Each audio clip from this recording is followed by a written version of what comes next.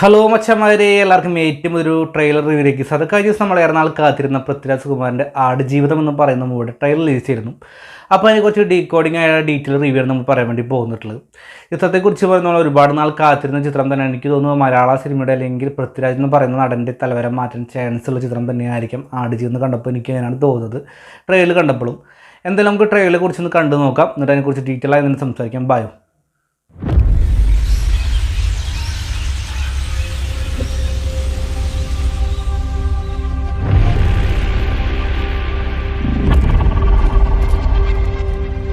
अंदर से कोई बाहर ना जा सके,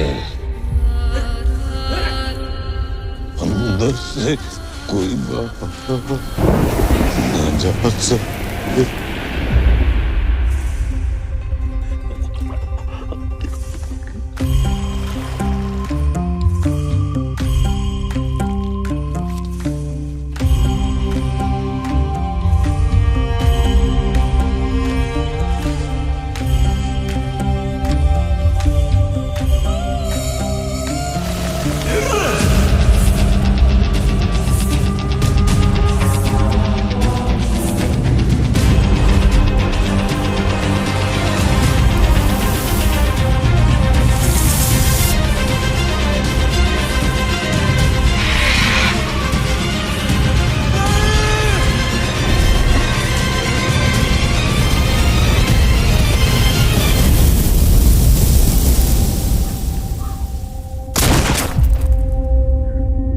अंदर से कोई बाहर ना जा सके.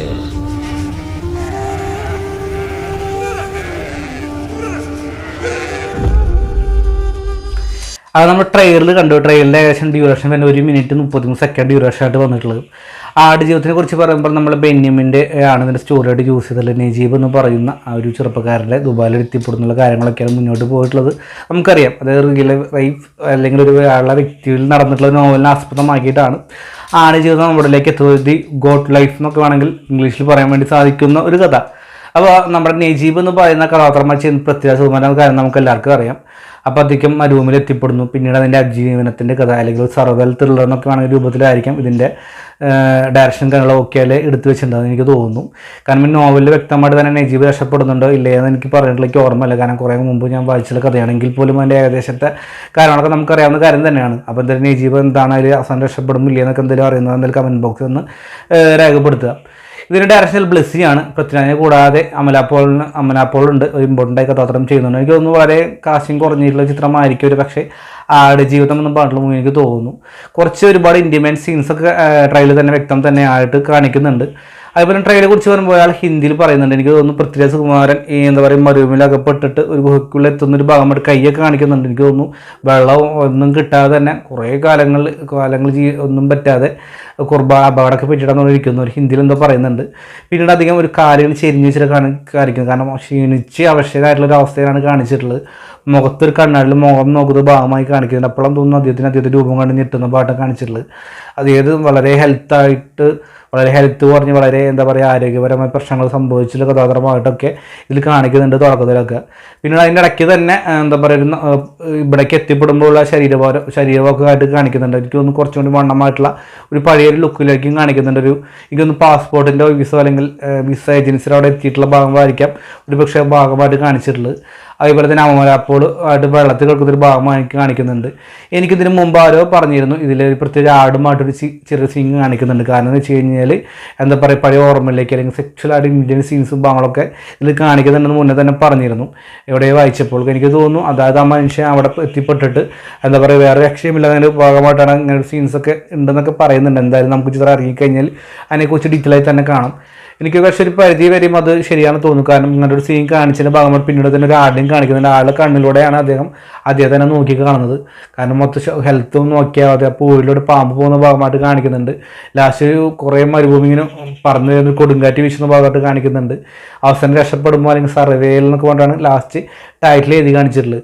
എനിക്ക് തോന്നുന്നു പൃഥ്വിരാജ് എന്നും പറയുന്ന നടൻ്റെ ഒരു കരിയർ ബെസ്റ്റ് അല്ലെങ്കിൽ മികച്ചൊരു പ്രകടനം കാണാൻ ചാൻസ് ഉള്ള ഒരു മൂവി തന്നെയാണ് ആടുജീവിതം. കാരണം അദ്ദേഹം ഒരുപാട് എഫക്റ്റും കാര്യങ്ങളൊക്കെ എടുത്തിട്ടുണ്ട്. പിന്നെ ബ്ലസ്സിയെ കുറിച്ച് പറയാം, ബ്ലസ്സിയുടെ മാജിക്ക് നമുക്ക് കാണാൻ സാധിക്കുന്നതാണ് എൻ്റെ ഒരു വിശ്വാസം. കാരണം പളുങ്കായാലും തന്മാത്രയാണെങ്കിലും പ്രണയമാണെങ്കിലും ബ്ലസ്സി എന്ന് പറയുന്ന നടൻ്റെ ഒരു വൈബുണ്ട്. അദ്ദേഹത്തിൻ്റെ അല്ല നടനല്ല ഡയറക്ടർ ഒരു എന്താ പറയുക ഒരു കഴിവ് അല്ലെങ്കിൽ അദ്ദേഹത്തിൻ്റെ ഒരു നാഴികക്കൽ രക്തം എന്ന് പറഞ്ഞ പോലെ തന്നെ ആ രക്തം നമ്മുടെ മുമ്പിലേക്ക് മാറി ജീവിതത്തിലും തിളങ്ങുന്ന കാര്യത്തിൽ യാതൊരു സംശയവും ഉണ്ടായാലും കണ്ടപ്പോൾ എനിക്കങ്ങനെ തോന്നിയിട്ടുള്ളത്.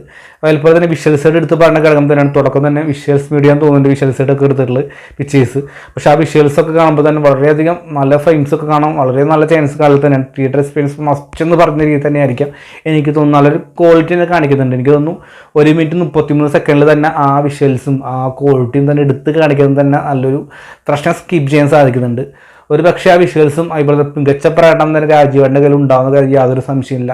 അത്ര ഒത്തു വന്നാൽ ഒരു പക്ഷേ കേരള ബോക്സ് ഓഫീസിൻ്റെ കാര്യത്തിൽ ഒരു സംശയമില്ല. കേരള ബോക്സ് ഓഫീസ് മാത്രമല്ല പാൻ റിലീസ് ചെയ്യാൻ വേണ്ടി പോകുന്നത്.